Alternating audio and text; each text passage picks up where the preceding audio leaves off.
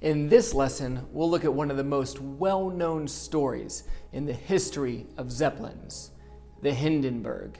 This Zeppelin, named Hindenburg, flew across Germany and across the Atlantic Ocean several times in 1936 and 1937.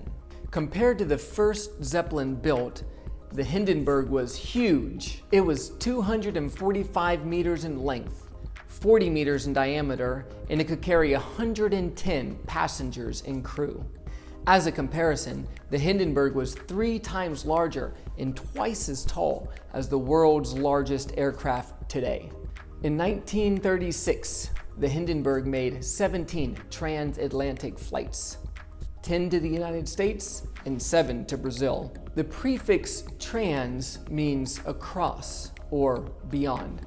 So the word transatlantic means across the Atlantic Ocean. Similarly, you might hear trans-Pacific, across the Pacific, or transcontinental, across the continent.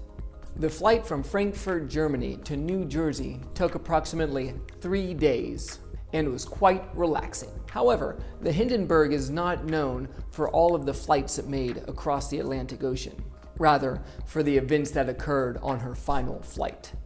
On May 6, 1937, the Hindenburg just completed a transatlantic flight coming from Germany and arriving in the United States.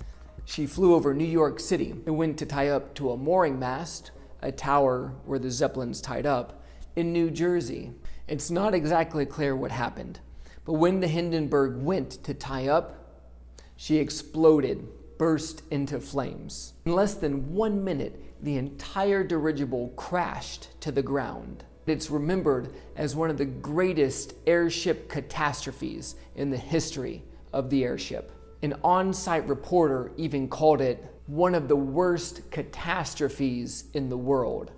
This word catastrophe means an event or a disaster that causes great damage, suffering, or misfortune. In the end, 35 of the 97 people on board lost their lives. And if you look at the pictures, it's amazing that more than that didn't. Even though this wasn't the first or even the deadliest airship crash that the world had seen, it was by far the best known.